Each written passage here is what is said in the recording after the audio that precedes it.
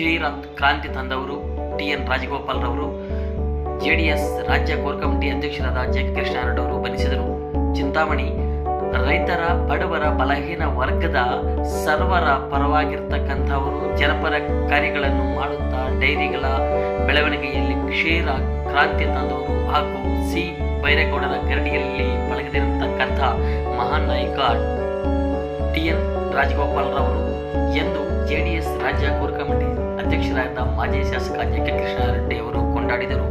ತಾಲೂಕಿನ ತಲಗವಾರ ಗ್ರಾಮದಲ್ಲಿ ನಡೆದ ಟಿ.ಎನ್. ರಾಜಗೋಪಾಲ್ ರವರ ಜೀವನ ಗಾದೆ ಕೃತಿ ಲೋಕಾರ್ಪಣೆಯಲ್ಲಿ ಭಾಗವಹಿಸಿ ಮಾತನಾಡಿದ ಅವರು, ಟಿ.ಎನ್. ರಾಜಗೋಪಾಲ್ ರವರು ರೈತರಿಗೆ, ಸಮಾಜಕ್ಕೆ ಒಳ್ಳೆಯದು ಮಾಡಬೇಕೆಂಬ ಮಹಾ ಹಂಬಲ ಇರತಕ್ಕಂಥವರು. ತಮ್ಮ 26ನೆಯ ವಯಸ್ಸಿನಲ್ಲಿ ರಾಜಕೀಯ ಪ್ರವೇಶ ಮಾಡಿ ಗ್ರಾಮ ಪಂಚಾಯಿತಿ ಸದಸ್ಯರಾಗಿ ಆಯ್ಕೆಯಾಗಿ ಎಲ್ಲರನ್ನೂ ಸಮಾಜದಲ್ಲಿ ಕಂಡ ಅಜರಾಮರ ಅಜಾತಶತ್ರುವಾಗಿದ್ದಾರೆ.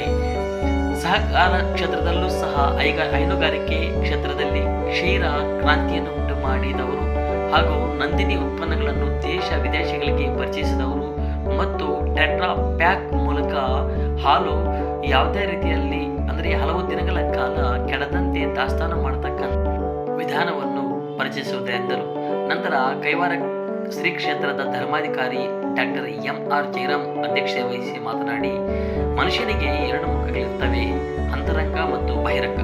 ವ್ಯಕ್ತಿತ್ವಗಳಿರ್ತಕ್ಕಂಥದ್ದು, ಅವುಗಳಲ್ಲಿ ಅಂತರಂಗದಿಂದ ಮಾಡ್ತಕ್ಕಂಥ ಪ್ರತಿಯೊಂದು ಕೆಲಸವೂ ಧೀಮಂತವಾಗಿರ್ತವೆ ಹಾಗೂ ಸಮಾಜದ ಒಳತಿಗಾಗಿ ರೂಪುಗೊಳ್ಳುವಂತಹ ವಾಗಿರ್ತವೆ. ವ್ಯಕ್ತಿ, ಕುಟುಂಬ ಮತ್ತು ಮನೆತನದಿಂದಲೂ ವ್ಯಕ್ತಿಗೆ ಶಕ್ತಿ ಮತ್ತು ಅಂಶಗಳು ಲಭಿಸುತ್ತವೆ. ಅಂತಹ ಮನೆತನದಿಂದ ಬಂದ ಟಿ.ಎನ್. ರಾಜಗೋಪಾಲ್ ಅಂತಹ ಶಕ್ತಿಯನ್ನು ಹೊಂದಿರತಕ್ಕಂಥ ವ್ಯಕ್ತಿಯಾಗಿದ್ದಾರೆ. ಹಾಗಾಗಿ ಅವರನ್ನು ನೆನೆಸ್ಕೊಳ್ತಕ್ಕಂಥದ್ದು ನಿಜವಾಗಲೂ ಈ ಸಂದರ್ಭದಲ್ಲಿ ಬಹಳ ಸಂತಸವೆನಿಸಿದೆ ಎಂದು ತಿಳಿಸಿದರು.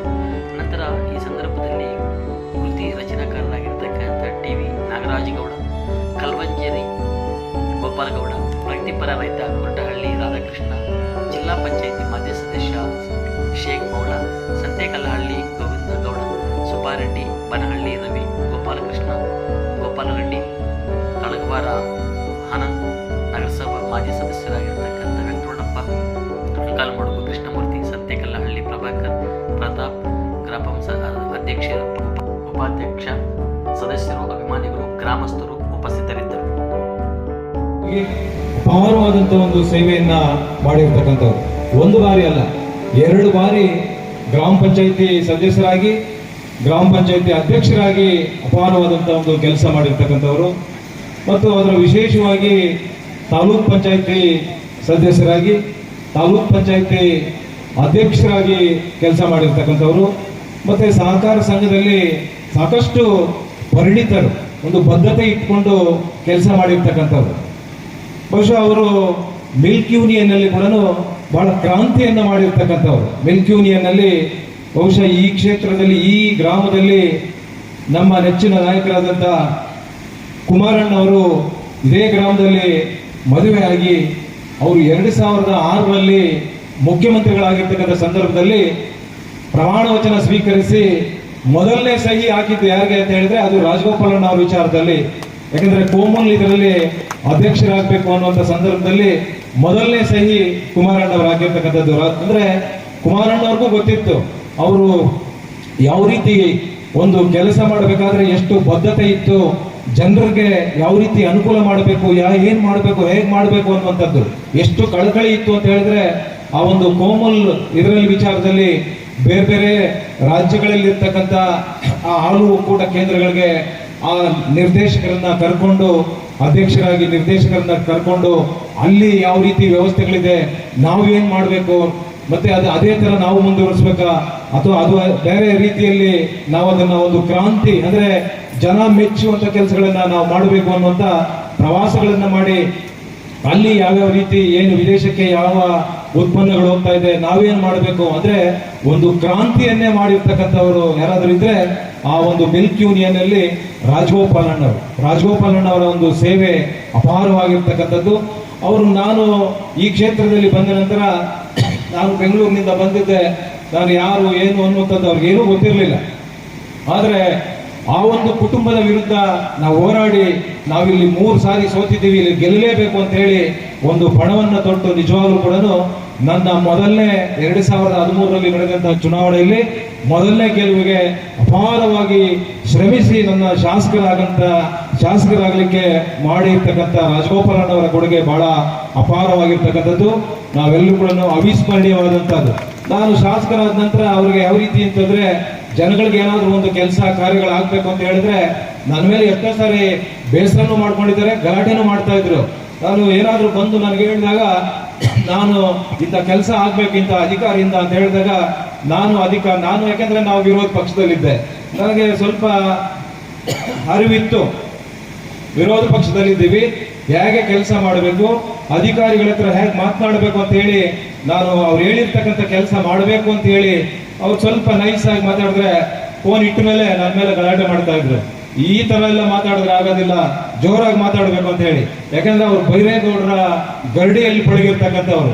ಬೈರೇಗೌಡರು ಗರಡಿಯಲ್ಲಿ ಪಳಗಿ ಅವರೆಲ್ಲ ನೋಡಿರ್ತಕ್ಕಂಥದ್ದು. ಬೈರೇಗೌಡರು ಏನಾದ್ರು ಇಂಥದ್ದು ಆಗ್ಬೇಕು ಅಂತ ಹೇಳಿದ್ರೆ ಅವ್ರ ಕ್ಷೇತ್ರಕ್ಕೆ ಹೆಚ್ಚು ಬರ್ತಾ ಇರ್ಲಿಲ್ಲ. ಕ್ಷೇತ್ರದಲ್ಲಿ ಏನಾದರೂ ಕೆಲಸ ಕಾರ್ಯಗಳು ಆಗ್ಬೇಕು ಅಂತ ಹೇಳಿದ್ರೆ ಪೂರ್ತಿ ರಾಜಗೋಪಾಲಣ್ಣ ಅವ್ರ ಮೇಲೆ ಇರ್ತಾ ಇದ್ರು. ರಾಜಗೋಪಾಲಣ್ಣ ಅವ್ರನ್ನ ಎಬ್ಬರಿಸ್ಬೇಕಾಗಿರ್ಲಿಲ್ಲ. ಜನ ಬಂದು ಬೆಳಗ್ಗೆ 6 ಗಂಟೆಗೆ ಎದ್ದು ಚೇರ್ ಹಾಕೊಂಡು ಕುಂತ್ಕೊಂಡು ಜನರು ಕಾಯ್ತಾ ಇದ್ರು. ಬಹುಶಃ ಯಾವ MLA ಮನೆ ಹತ್ರನೂ ಜನ ಇರ್ತಾ ಇರ್ಲಿಲ್ಲ, ಯಾವ ಮಂತ್ರಿಗಳ ಮನೆ ಹತ್ರನೂ ಜನ ಇರ್ತಾ ಇರ್ಲಿಲ್ಲ. ರಾಜಗೋಪಾಲಣ್ಣ ಮನೆ ಹತ್ರ ಒಂದು 40-50 ಜನ ಬೆಳಗಾದ್ರೆ 6 ಗಂಟೆ ಆದ್ರೆ ಅವ್ರ ಮನೆ ಹತ್ರ ಜನ ಇರ್ತಾರೆ ಕೂಡ. ಅದು ರಾಜಗೋಪಾಲಣ್ಣಗೆ ಅರ್ಥ ಆಗಿಲ್ಲ. ನಾನು ಹೇಳ್ತಾ ಇದ್ದೆ, ಅಣ್ಣ ಕಾಲ ಬದಲಾಗಿದೆ, ಬಟ್ ನೀವು ಬದಲಾಗಬೇಕು ಅಂತ. ಅವ್ರು ಯಾವತ್ತೂ ಕೂಡ ಹಣದ ಹಿಂದೆ ಹೋಗಿರ್ತಕ್ಕಂಥವ್ರಲ್ಲ, ಅಧಿಕಾರದ ಹಿಂದೆ ಹೋಗಿರ್ತಕ್ಕಂಥವ್ರಲ್ಲ.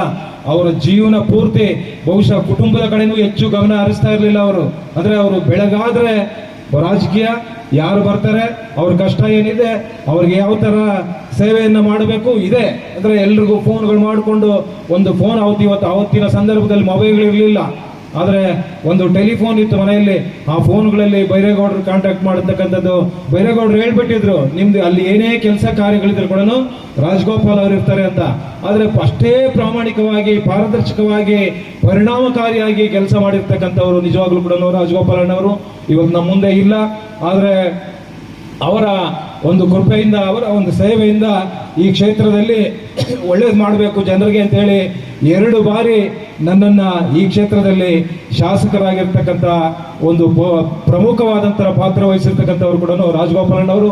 ನಾವು ಕೂಡ ಅಷ್ಟೇ ಅವರ ಜೊತೆಯಲ್ಲಿ ನಿರಂತರವಾಗಿ ಸಂಪರ್ಕಗಳನ್ನು ಇಟ್ಕೊಂಡು ಒಳ್ಳೇದು ಮಾಡ್ಬೇಕಣ್ಣ ಅಂತ ಹೇಳಿ. ನಾನೇನಾದರೂ ಇಂಥ ಒಂದು ಕಾರ್ಯಕ್ರಮ ಮಾಡ್ಬೇಕಣ್ಣ ಅಂತ ಹೇಳಿದ್ರೆ ಅವರು ನಾಳೆ ಅಂತ ಇರಲಿಲ್ಲ, ತಕ್ಷಣ ಅಲ್ಲೇ ಕುಂತ್ಕೊಂಡು ಒಂದು ಬುಕ್ ತಗೊಂಡು ಪೆನ್ನು ತಗೊಂಡು ಬರೀತಾ ಇದ್ರು, ಏನೇನು ಮಾಡಬೇಕು, ಹೇಗೆ ಅನ್ನೋದು. ಅಂದ್ರೆ ಕಾರ್ಯಕ್ರಮಗಳು, ಏನೇ ಒಂದು ಕಾರ್ಯಕ್ರಮ ಮಾಡಬೇಕು ಅಂದ್ರೆ ಕೂಡ ಬಹಳ ಸುಸೂತ್ರವಾಗಿ, ಅಚ್ಚುಕಟ್ಟಾಗಿ ಕಾರ್ಯ ಯಾವ ರೀತಿ ಇರಬೇಕು ಕಾರ್ಯಕ್ರಮ ಅನ್ನುವಂಥದ್ದನ್ನ ಒಂದು ರೂಪುರೇಷೆಗಳನ್ನ ರೂಪಿಸುವಂಥದ್ದು, ಇವೆಲ್ಲವನ್ನು ಕೂಡ ಬಹಳ ಅಚ್ಚುಕಟ್ಟಾಗಿ ಮಾಡ್ತಕ್ಕಂಥದ್ದು. ಬಹುಶಃ ಇವತ್ತು ಈ ಬುಕ್ಗಳನ್ನು ಎಲ್ಲರೂ ಕೂಡ ತಗೊಂಡು ನಾವು ಓದಬೇಕು. ಕಾಲಕ್ರಮೇಣ ಬೇರೆ ಬೇರೆ ರಾಜಕೀಯ ಕಾರಣಗಳಿಂದ ಕೂಡ ಇವ್ರ ಜೊತೆಯಲ್ಲಿ ಇದ್ದಂಥವ್ರು ಕೂಡ ಬೇರೆ ಬೇರೆ ಕಡೆ ಹೋದ್ರು. ಅವರು ನಿರಂತರವಾಗಿ ಅವ್ರು ಬದುಕಿರೋವರೆಗೂ ಕೂಡ ನಮ್ಮ ಜೊತೆಯಲ್ಲಿ ಇದ್ರು, JDS-ನಲ್ಲೇ ಇದ್ರು.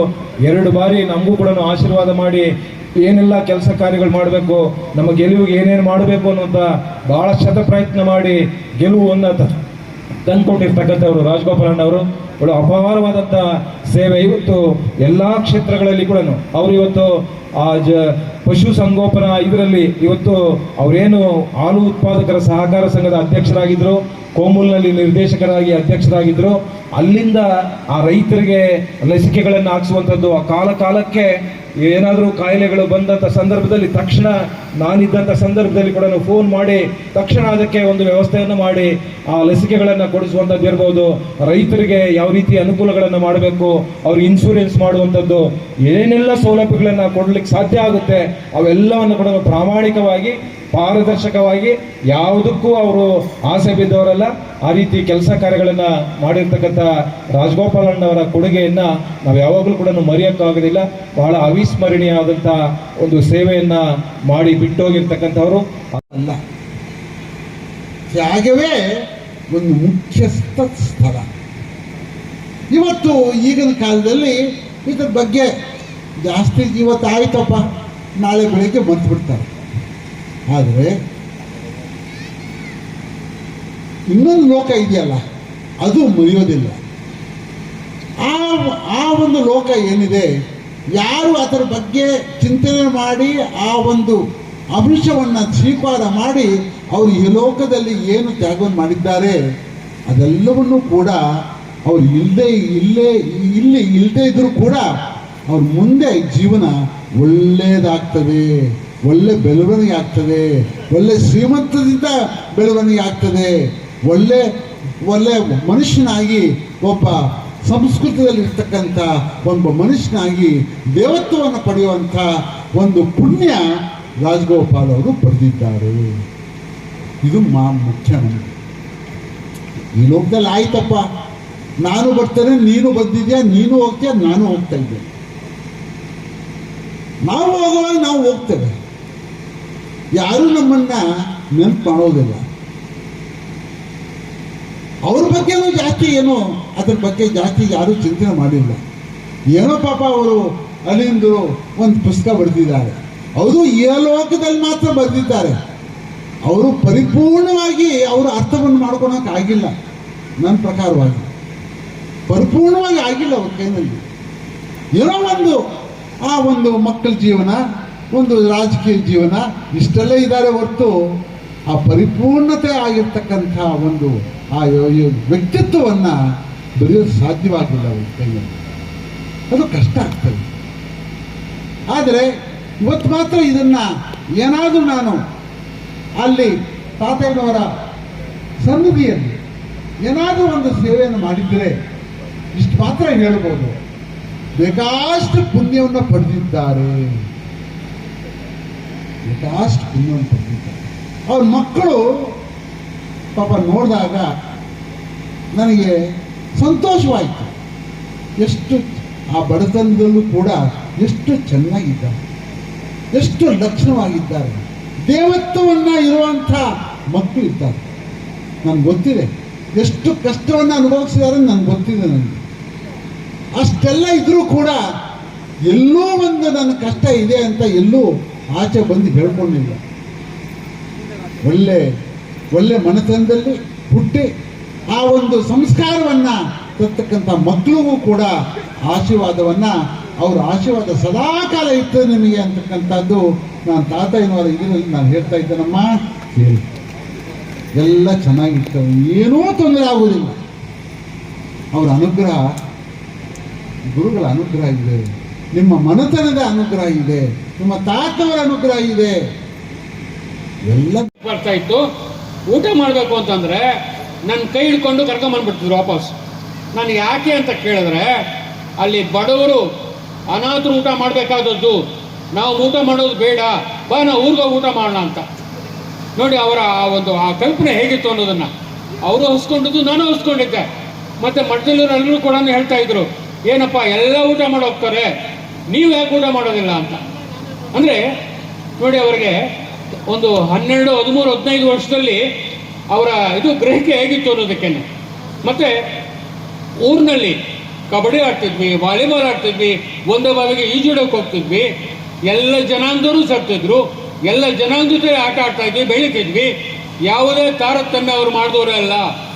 ಅಷ್ಟು ಒಳದು ವೈಶಾಲ್ಯತೆ ಅವ್ರಿಗಿತ್ತು, ಅಷ್ಟು ಅಪಾರವಾದಂಥ ಸಹನಶೀಲತೆ ಇತ್ತು.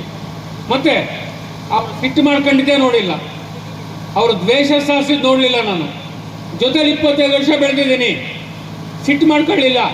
ನಾವು ಅವ್ರು ಇಲ್ಲದೇ ಕಿತ್ತಾಡ್ತಿದ್ವಿ, ಜಗಳ ಮಾಡ್ತಿದ್ವಿ, ಇಲ್ಲೆಲ್ಲ ಮರ್ಕೋತಿ ಆಟ ಆಡ್ತಿದ್ವಿ. ಆದರೆ ಅವರಿದ್ದಾಗ ಅದ್ಯಾವುದೂ ಇರಲಿಲ್ಲ.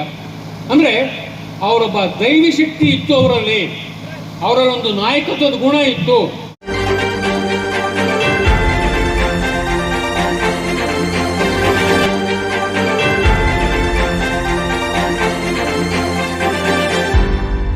ನೀವು ನಮ್ಮ ಚಾನಲ್ಗೆ ಸಬ್ಸ್ಕ್ರೈಬ್ ಆಗಿಲ್ಲ ಅಂದರೆ ಈಗಲೇ ಸಬ್ಸ್ಕ್ರೈಬ್ ಆಗಿ ಪಕ್ಕದಲ್ಲೇ ಇರುವ ಬೆಲ್ ಐಕಾನ್ ಕ್ಲಿಕ್ ಮಾಡಿ. ಮತ್ತಷ್ಟು ಅಪ್ಡೇಟ್ಗಳಿಗಾಗಿ ಫೇಸ್ಬುಕ್, ಇನ್ಸ್ಟಾಗ್ರಾಮ್, ಟ್ವಿಟರ್ನಲ್ಲಿ ಫಾಲೋ ಆಗಿ.